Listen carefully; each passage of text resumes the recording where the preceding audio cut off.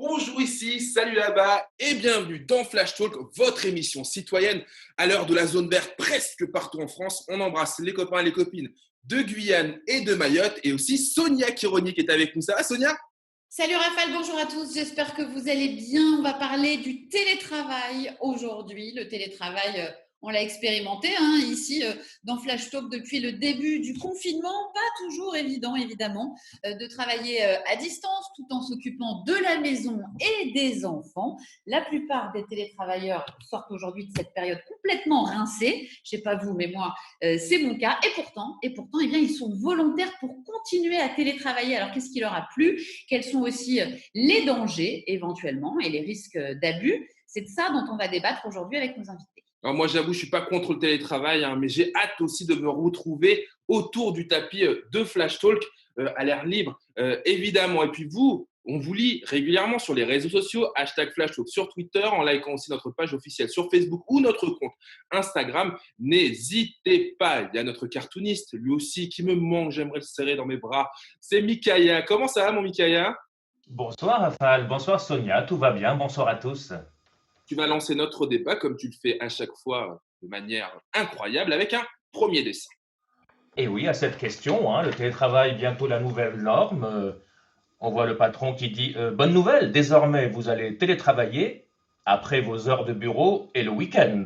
J'espère que ça n'arrivera pas. C'est pas du télétravail, ça. Alors, on va essayer de cadrer un peu les choses. Le télétravail, comment ça marche? Quels en sont les avantages, mais aussi, évidemment, vous l'avez compris, les inconvénients. On en débat juste après le Data Flash de Juliette. Près de 4 salariés sur 10 ont télétravaillé pendant le confinement.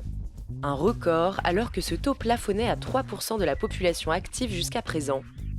Plus de trajets interminables dans les transports, une meilleure autonomie, 8 télétravailleurs sur 10 sont satisfaits. Et une grande majorité d'entre eux souhaitent maintenir cette pratique sur le long terme.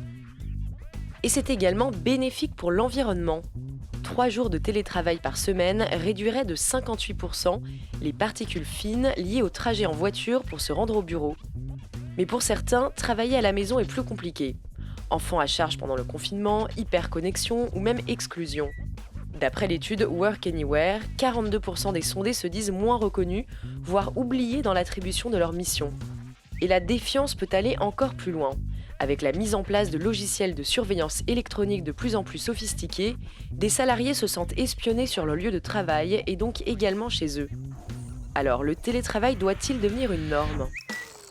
Télétravail, la nouvelle norme. Alors, qui pendant ce confinement, dans le multiplex de Flash Talk, a découvert le télétravail pendant le confinement? Je crois que c'est le cas de Michel. Bonjour Michel, Michel Mantica, comment ça va? Bonjour, ça va bien, merci. Alors, tu es du côté de Paris, je ne me trompe pas? Tout à fait, je suis à Paris. Et qu'est-ce que tu fais dans la vie, toi? Moi, je suis consultant informatique. Ah télétravail, tu connaissais forcément alors? Non, je n'ai pas eu l'expérience. Enfin, c'était pas quelque chose que je pensais qui était pour moi. J'avais besoin de mettre un costard, aller au boulot, avoir mon bureau, mon café, etc. Alors que là, on le voit même pendant l'émission, il n'a pas mis le costard. Hein. Non. Bah, justement, comme ma fille a dit, c'est la fin de la dictature du pantalon. Donc l'expérience est plutôt positive? Alors, le télétravail, oui, c'est une expérience positive, mais le télétravail en confinement avec la famille, c'est un cauchemar. Ne m'en parle pas, on va y revenir dans quelques minutes. Oui, on va en parler. Maître Emmanuel Vidot est avec nous également aujourd'hui. Vous êtes avocate au barreau de Saint-Pierre de la Réunion. Merci beaucoup d'être avec nous aujourd'hui depuis cette belle île de la Réunion. Vous, en tant qu'avocate, est-ce que vous avez télétravaillé pendant ce confinement? Est-ce que ça vous était déjà arrivé? Qu'est-ce que vous avez comme expérience par rapport à ça? Alors, moi, le télétravail, je connaissais déjà parce qu'effectivement, en fonction des impératifs, je peux être amenée à télétravailler à la maison. Mais en plein confinement et de manière aussi longue, c'est une autre gestion qui n'a pas forcément été toujours simple tous les jours. On va aussi poser la question à Jérôme Vivenza. Bonjour Jérôme. Bonjour. Jérôme, qui est postier, je ne me trompe pas, tu travailles à la poste. Voilà, je suis postier dans la région lyonnaise. Ah bah c'est pour ça que juste à côté de toi, je vois un guignol. Voilà, un guignol authentique, véritable. Voilà. Et tu es à la distribution ou dans les bureaux, toi? Je suis facteur. Et tu représentes aussi ton syndicat dans l'émission aujourd'hui, la CGT. On Voilà. va revenir justement sur ce que le syndicat, toi et tes camarades, vous avez pensé du télétravail, évidemment un peu plus loin dans le débat. On va y revenir également avec Nizar Hassani, Anafi. Bonjour à vous, merci d'être avec nous. Vous êtes vous membre du MEDEF et puis vous gérez une agence immobilière à Mamoudzou, à Mayotte. Vous êtes avec nous en direct depuis Mayotte aujourd'hui. Merci beaucoup. Et la question que Sonia veut te poser, c'est qu'elle cherche un F2 voilà, bien placé, direction nord, enfin nord-est, tu vois. Avec un balcon ou un petit bout de jardin, mais on se parlera après l'émission, Nisa. Votre expérience à vous de télétravail, est-ce que vous avez télétravaillé? Est-ce que vous avez demandé à vos salariés de télétravailler? Alors justement, je ne peux surtout pas vous faire visiter un appartement en télétravail. Là, on a besoin de présentiel. Donc le télétravail, ça a été une expérience pour mes salariés qui ne pouvaient pas venir parce qu'ils étaient confinés. Mais pour moi, ce n'est pas nouveau, mais ça m'a permis au moins de le développer et de le voir comme un vrai outil de travail. Un vrai outil de travail. Et puis, on va aller du côté de Caen, ma ville natale, pour aller retrouver Alexis Janvier. Bonjour Alexis. Bonjour. Alors, toi, qu'est-ce que tu fais, Alexis, dans la vie? Alors, je suis développeur en informatique et le télétravail, ça n'a pas été une nouveauté parce que ça fait maintenant 4 ans. En fait, je suis ancien parisien et j'ai donc profité du télétravail pour revenir dans la province, revenir sur Caen. Et voilà. Et pour moi, ça a été plutôt cette période de découverte du télétravail pour les autres, notamment mes collègues. Comment on travaille ensemble, du coup, en télétravail? Oui. Puis toutes les petites habitudes de se tourner, de dessiner un truc sur un tableau blanc, de se taper sur l'épaule, de voir quand les gens sont disponibles ou ne le sont pas, voilà, ce genre de choses. Alors que maintenant, on s'envoie des emojis, c'est tellement plus simple, Sonia. Eh oui, on a beaucoup parlé des profs aussi qui ont dû se mettre au télétravail, alors pratiquement pour eux du jour au lendemain, hein, sans y avoir été préparés. C'est votre cas, Alain, vous allez nous parler de votre expérience dans un instant. Vous êtes prof de français, mais je voudrais qu'on écoute d'abord le témoignage d'Aline, qui est elle aussi prof de français et de latin, qui nous appelle de l'Allier. Ça a été un petit peu compliqué pour elle au début, elle nous explique pourquoi. On l'écoute et puis vous réagirez après. Hein. Pour moi, le télétravail, ça a été un peu comme un plongeon dans l'inconnu. J'ai l'habitude de travailler devant des classes, dans une relation directe. Alors, enseigner derrière un écran d'ordinateur, franchement, ce n'est pas du tout la même chose. On n'a pas cette proximité avec les élèves, cette circulation de la parole qui font toute la richesse d'un cours. En plus, je maîtrisais vraiment très mal l'outil informatique. Et quand il a fallu scanner des documents, les transformer en PDF, envoyer des pièces jointes, autant de choses qui sont vraiment basiques pour d'autres personnes, pour moi, ça a été une vraie galère. Alors Alain, vous êtes prof de français à Vichy. Est-ce que vous avez eu la même expérience qu'Aline? Est-ce que vous aussi, vous avez retiré du positif de cette expérience? Alors, j'ai retiré du positif, bien sûr, parce que j'ai appris des techniques nouvelles d'enseignement, mais quoi qu'il en soit, ce télétravail s'est imposé à moi de manière quand même abrupte, sans aucune formation, sans aucune préparation. Donc, c'était un petit peu angoissant au départ de se dire quel sera le meilleur scénario, justement, pour continuer à motiver nos élèves, à entretenir ce désir d'accéder au savoir. Et vous étiez à l'aise avec les outils numériques avant de vous mettre au télétravail pendant le confinement? Alors, j'ai découvert par exemple comment faire une classe en visio. J'en ai vu les dysfonctionnements et la non-maîtrise. Voilà, parce que les élèves viennent ou ne viennent pas et durant la séance, on ne sait pas s'ils sont toujours présents. Par contre, j'ai constaté avec plaisir que l'attitude des enfants en visio pouvait être totalement variable de celle qui était la leur en classe. Ah, c'est-à-dire? Alors certains qui sont parfois timides parce qu'ils sont à l'abri du regard des autres dans leur maison, eh bien prennent la parole avec beaucoup plus de facilité qu'en classe. Voilà. Maintenant, ce télétravail a été pour moi aussi quand même une sacrée frustration, celle d'être coupé de mes élèves, ces enfants qui sont au cœur de notre métier tout de même. Télétravail, la nouvelle norme. Allons voir notre avocate du côté de Saint-Joseph. Alors, maître Emmanuel, maître Vido, que dit la loi en matière de télétravail? C'est quoi les règles et surtout, est-ce qu'elles ont été bien respectées pendant le confinement? Alors, le télétravail, il faut savoir qu'il est prévu par le Code du travail. Il est en principe sur la base du volontariat, sauf cas d'épidémie et de force majeure. Donc, justement, par rapport au Covid-19, beaucoup de salariés se sont vus imposer le télétravail sans forcément pouvoir émettre un avis sur la question. Et la problématique qui se pose par rapport justement au télétravail, c'est qui met à disposition des salariés le matériel pour pouvoir télétravailler. Alors, c'est qui alors, maître? C'est qui? L'employeur, lorsqu'il l'impose aux salariés, devrait par principe effectivement lui donner les moyens d'eux.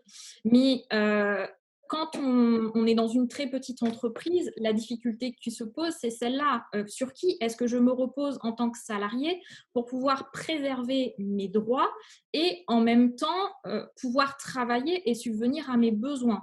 Donc, dans des grandes entreprises, les salariés ont la chance de pouvoir se reposer sur leurs représentants syndicaux, mais ce n'est pas forcément le cas dans les plus petites. Et maître Vido, pour qu'on comprenne bien, ça veut dire qu'un employeur ne peut pas forcer un salarié à télétravailler? C'est bien ça. On pose la question à celles et ceux qui ont dû télétravailler. Du côté de Alain, alors du côté de Vichy, alors est-ce que toi tu étais équipé? Ben oui, j'ai travaillé avec mon ordinateur personnel et personne ne s'est posé la question de savoir si j'en avais un ou pas. Bon, C'est ce que voilà. j'allais te poser comme question. Est-ce que le rectorat s'est inquiété pour toi de dire Absolument pas, absolument pas.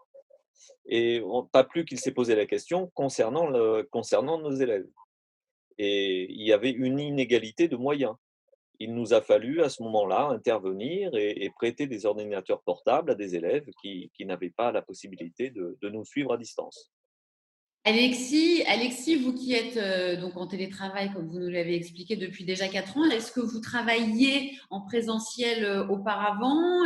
Comment cette décision a été prise? Et est-ce que du coup, l'entreprise vous a accompagné à ce moment-là au niveau des installations techniques? Oui, au moment où j'ai décidé donc de partir de Paris et de m'installer en complet télétravail, on a fait un avenant à mon contrat de travail et c'est que j'ai un forfait pour ma consommation d'électricité, d'internet, des choses comme ça. Enfin, ça a été pensé dès le début, quoi. Alors, posons la question aussi aux représentants de la CGT qui nous accompagnent aujourd'hui dans ce Flash Talk qui parle du télétravail. Alors justement, sur ce que nous apprenait Maître Vido et comment ont réagi Michel et Alain, qu'est-ce que tu en penses, toi? Comment est-ce que tu raisonnes? Moi, je suis pas surpris de ce que j'entends. Mais là, on voit qu'actuellement, c'est les inégalités qui explosent. Est-ce qu'on est dans une région avec un bon réseau de fibre optique ou pas? Est-ce qu'on a des appartements assez grands? Parce que moi aussi, j'ai découvert le télétravail en famille, où quand il faut télétravailler à plusieurs dans le même appartement, c'est pas si facile que ça. C'est tous les partages de connexion. Donc, on a une question d'aménagement du territoire, c'est-à-dire, est-ce qu'à mon palier de porte, il y a un réseau de fibre optique? Est-ce que si on doit faire avec un modem ADSL et autres, déjà, on peut être déjà en difficulté. Jérôme, dis-moi si Oui. je me trompe, mais je crois qu'en ce moment, tu participes, en tout cas la CGT participe aux négociations lancées avec le MEDEF, dont un des représentants est avec nous dans ce Flash Talk, pour un encadrement légal justement du télétravail, pour le préciser encore plus, et les discussions doivent s'achever après l'été, fin septembre. Les syndicats demandent l'ouverture de négociations pour, on va dire, cadrer ou au moins se fixer un langage commun de télétravail, on va le dire comme ça. Il ne faut pas que ce qu'on pourrait considérer comme la liberté soit juste du désordre qui génère des mauvaises conditions de travail, qui dégénère de la mauvaise qualité de travail. Parce que s'il y a une chose que j'ai le plus entendue sur la période de confinement, c'est le mode dégradé. Oui. On travaille en mode dégradé. Quels sont les risques pour les salariés. On entend beaucoup parler de droit à la déconnexion. Est-ce que un employeur peut fliquer, entre guillemets, son salarié? Vous, est-ce que vous réclamez des garanties précises pour la protection des salariés? Est-ce qu'il y a des choses à mettre en place qui n'existent pas aujourd'hui dans le droit du travail? Oui, alors sur la question du flicage, il n'y a pas besoin d'être en télétravail pour avoir du flicage. Je pense que sur le télétravail, il faut déjà qu'on regarde mieux les charges de travail. J'essaie de traduire comme ce que j'entends. Est-ce que parce qu'on serait à la maison, on abuserait plus selon l'employeur, on abuserait plus et puis on ne travaillerait pas autant que si on était au bureau? Il y en a qui seraient tentés de le dire, mais à mon avis, on rentre par la mauvaise porte si on fait ça. On va générer plus de problèmes que gagner quoi que ce soit. Un poste de travail, c'est quelque chose qui existe. Il y a déjà une charge de travail qui existe. Et on regarde dans cette charge de travail ce qui peut se faire en télétravail. Moi, je connais une entreprise où le chef cuistot a 2 jours de télétravail par mois. Mais quoi, il coupe ses légumes devant sa caméra? En fait, il ne fait pas que ça, le chef cuistot. En fait, il gère les commandes. Il gère aussi ce qu'on appelle la partie de reporting, puisqu'il a des objectifs à faire et à réaliser, et donc il fait son reporting. Et donc, en examinant vraiment minutieusement son poste de travail, on a pu établir qu'il avait droit à 2 jours par mois de télétravail. Donc, ça peut être quelque chose de positif. On va écouter maintenant le point de vue du patron, Nizar Hassani Hanafi. Vous êtes, je le rappelle, donc membre du MEDEF. Vous gérez également une agence immobilière à Mayotte. Est-ce que c'est une bonne chose pour vous que les Français aient découvert le télétravail? Est-ce que vous avez envie, en tant que patron, en tant que membre du MEDEF, d'accompagner ce mouvement? Ou est-ce que vous dites attention? La crise sanitaire qui vient de toucher le pays a mis sous tension les entreprises et a nécessité une réorganisation significative du monde du travail. On est mal tombé avec la crise, mais je pense que cela fait déjà un petit moment que le télétravail existe et est expérimenté. Aujourd'hui, tous les métiers nécessitant une présence ou activité manuelle, comme le BTP, la restauration ou d'autres activités, on ne peut pas faire du télétravail. Ça, la présence, elle est un peu obligatoire. Je voudrais revenir sur l'intervention de la juriste qui nous accompagne, qui nous explique qu'il faut poser un cadre juridique. Et je suis tout à fait d'accord avec elle. Et je suis en même temps d'accord avec le représentant des organisations salariales qui parle du flicage et qui précise bien qu'il ne faut pas tout diaboliser. Normalement, un chef d'entreprise est content est satisfait lorsque le travail qu'il attend est fourni. Donc, normalement, le télétravail doit être aussi posé comme une question de confiance entre l'employeur et le salarié. Alléluia, on a mis quelqu'un du MEDEF et de la CGT d'accord dans ce multiplex Flash Talk. C'est incroyable. Non, mais quand même, Nizar, est-ce qu'il y a des patrons qui abusent un peu de la notion de télétravail? Certainement, s'il y a des organismes qui contrôlent, c'est peut-être parce qu'il y a des abus. Mais je pense qu'il faut poser des garde-fous dans les deux parties. Alors, Michel, vous vouliez prendre la parole. Vous voulez réagir à ça, Michel? Oui, c'était pour rebondir sur ce que Jérôme avait dit, et Nizar, effectivement aussi, c'est le terme que je voulais employer, c'est attention de ne pas diaboliser le télétravail, parce que c'est vraiment un droit.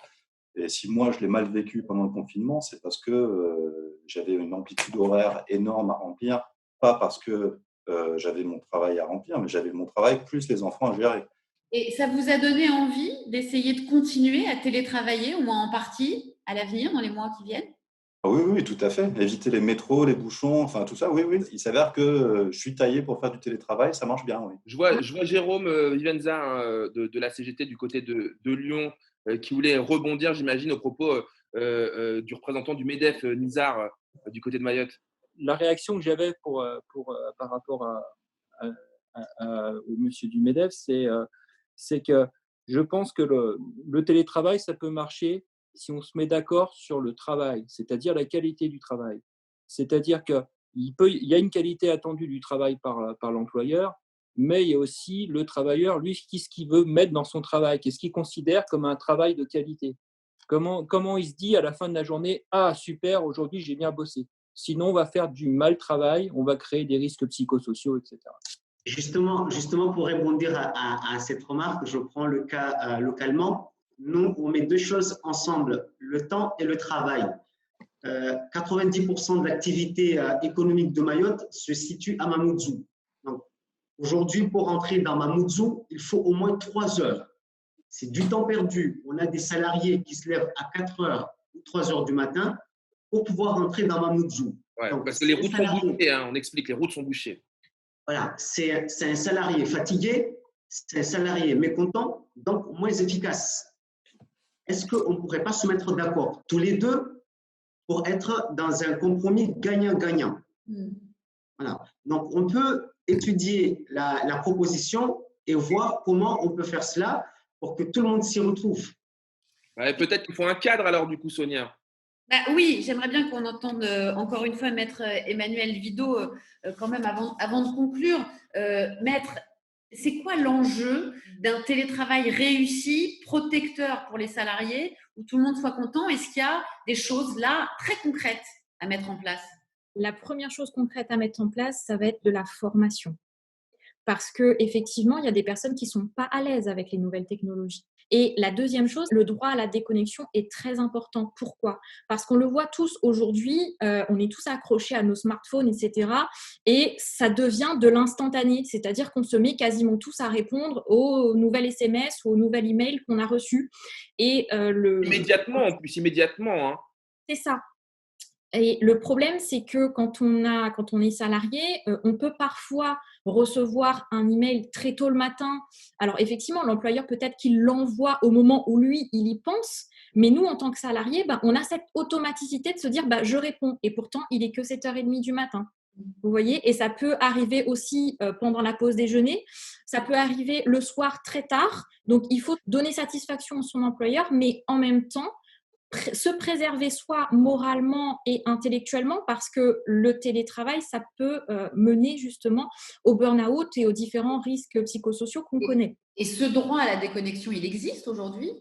Il existe et malheureusement, il n'est pas forcément très appliqué. Mais il faut vraiment venir préciser ce volet droit à la déconnexion, parce que le salarié se retrouve souvent dans une situation de faiblesse et n'ose pas forcément faire valoir ce droit.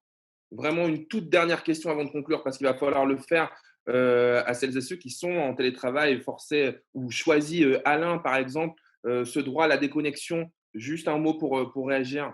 Alors, en tant qu'enseignant, effectivement, j'étais confronté à ces journées qui n'en finissent plus, à ces jours d'une semaine qui se ressemblent, où les week-ends sont des jours travaillés, où les soirées également sont celles qu'on va consacrer à répondre aux mails des parents, à rassurer les enfants. Et on a l'impression d'être dans une spirale un peu infernale. Heureusement qu'il y a un conjoint ou qu'il y a des enfants pour rappeler qu'il y a la vie à côté qui se déroule et qu'il faut respecter. Et on rappelle qu'Alexis a choisi de télétravailler il y a quelques années. Alors, comment est-ce qu'on gère tout ça, la déconnexion? Alexis, moi j'avais envie de savoir aussi, est-ce que ça vous manque pas juste de croiser les collègues dans les couloirs, de boire un café, d'échanger avec eux sur le travail, mais éventuellement sur autre chose aussi, la vie, bref, voilà, le contact humain avec les collègues. Sonia, n'importe quoi, il y a WhatsApp, des groupes pour faire ça. Toi, tu me mens, en rafale. On est vraiment organisé, notamment. J'ai tout à fait conscience d'être hyper privilégié dans ma relation au télétravail. Mais c'est des choses pareilles dont on a parlé avec mon patron notamment, et on se retrouve hyper régulièrement. Tous les 2 mois, on se retrouve parce que c'est important de se connaître, de passer du temps ensemble, etc. Et l'autre effet positif, ça a été aussi de du coup se créer une vie sociale liée au travail en dehors du travail. Ça m'a poussé à aller voir les gens qui travaillent dans d'autres boîtes, les appeler, les contacter, aller boire des verres, organiser des choses, des colloques, des conférences, des choses comme ça. Parce que clairement, ça a été un manque au début. Ouais. Télétravail, la nouvelle norme. Si j'entends bien ce qu'on s'est dit dans ce multiplex Flash Talk, il faut un cadre de la confiance, des cases. Les gens qui ont l'habitude de faire ça, c'est Mickaël, notre cartooniste, évidemment, puisque lui, des cases, il en fait quand il dessine. Mickaël, alors, qu'est-ce que ça t'a inspiré, notre discussion aujourd'hui? Eh bien, que ça soit en télétravail ou en présentiel, on se rappelle que des fois, le monde du travail peut être cruel. Et là, j'imagine le patron qui dit vous verrez, le gros avantage de travailler seul chez vous, c'est que vous allez avoir l'impression d'être votre propre patron, alors que vous restez notre larbin. Cruel. Donc oui, et je vois notre patron Nizar qui fait oh non, non, non, non, non, ah non. Ça s'appelle une caricature. Et puis peut-être un dernier, au fond, le plus important, c'est-à-dire le télétravail à l'épreuve du quotidien. Et là, on voit un couple, et il s'envoie un message. Qu'est-ce qu'on mange ce soir? Tu vois pas que je télébosse?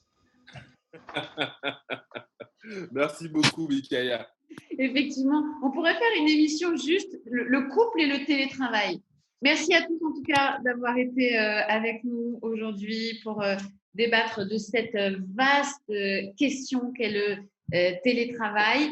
Nous, on télétravaille, comme on disait au début de cette émission, depuis le début du confinement. Raph, ça commence à être un peu long. Moi, tu me manques. Oh ben évidemment, tu me manques également. Et puis vous aussi, autour du tapis, vous nous manquez. Heureusement, vous êtes là sur les réseaux sociaux. N'hésitez pas à liker tous nos réseaux sociaux officiels, nous follow si ce n'est pas déjà fait. C'est Flash Talk officiel. On remercie nos conjoints qui nous filment à la maison. Et aussi, du coup, ils télétravaillent un peu forcé, les pauvres. Et on se retrouve la semaine prochaine. Salut.